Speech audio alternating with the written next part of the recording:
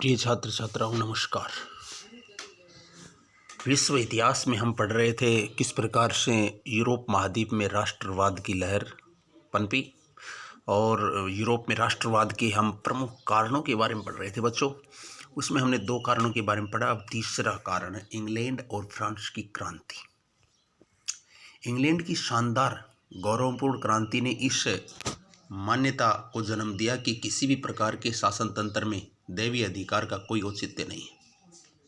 इसी क्रम में फ्रांस की क्रांति ने इस धारणा को जन्म दिया कि व्यक्ति की स्वतंत्रता इतनी पावन है कि कोई भी सत्ता उसकी अवहेलना नहीं कर सकती। यह संकल्पना राष्ट्रीयता की जीत थी।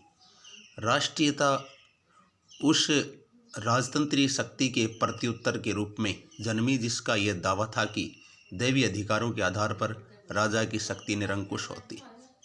तो ये इंग्लैंड में और फ्रांस की जो क्रांति हुई उसने यूरोप महाद्वीप में राष्ट्रवाद को जन्म दिया।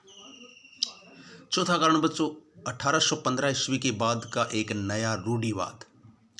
1815 में ब्रिटेन, रूस और ऑस्ट्रेलिया जैसी यूरोपीय शक्तियों जिन्होंने मिलकर नेपोलियन को हराया था, इन देशों के प्रतिनिधि यूरोप के लिए एक समझौता तैयार करने के लिए वियना में मिले।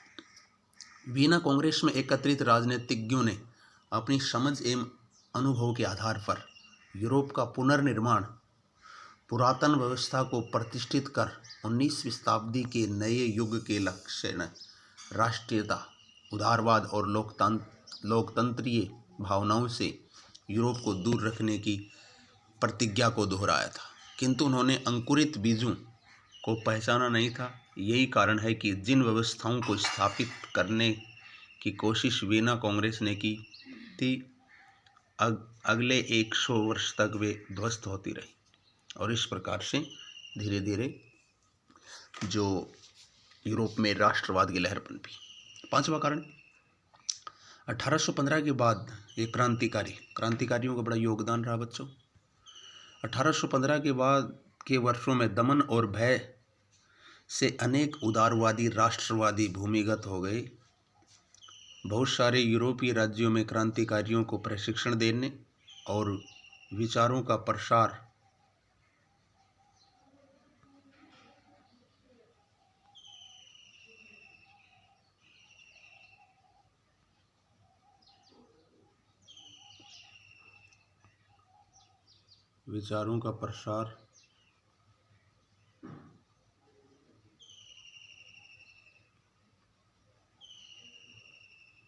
करने के लिए गुप्त संगठन बनाए गए।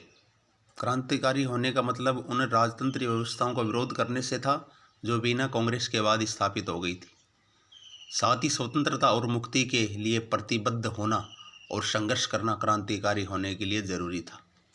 ज़्यादातर क्रांतिकारी राष्ट्र राज्यों की स्थापना को आज़ादी के इस संघर्ष का अनिवार्य हिस्सा मानते हैं। तो ये क्रांतिकारियों के योगदान से यूरोप में राष्ट्रवाद की लहर पनपी।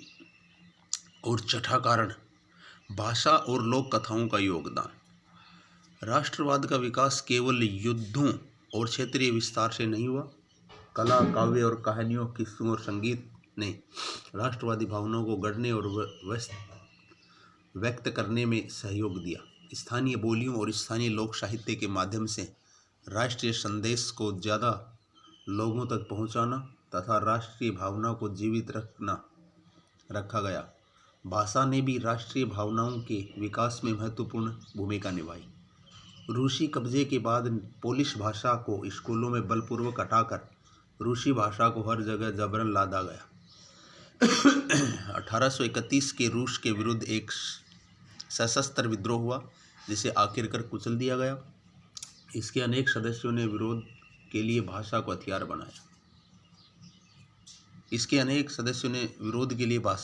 बनाया। चर्च के आयोजनों और संपूर्ण धार्मिक शिक्षा में पोलिश का इस्तेमाल हुआ। पोलिश भाषा रूसी प्रभुत्व के विरुद्ध संघर्ष के प्रतीक के रूप में देखी जाने लगी। तो ये था यूरोप में राष्ट्रवाद के उदय के कारण। और बच्चों कल मैं आपको पढ़ाऊंगा औद्योगिक क्रांति औद्योगिक क्रांति के बारे में विस्तार से मैं आपको कल बताऊंगा। यदि आपने चैनल को सब्सक्राइब नहीं किया तो चैनल को सब्सक्राइब करें और घंटे वाला बटन दबाएं ताकि जो भी नया नोटिफिकेशन है वो आपके पास सबसे पहले पहुंचे। ओके, धन्यवाद।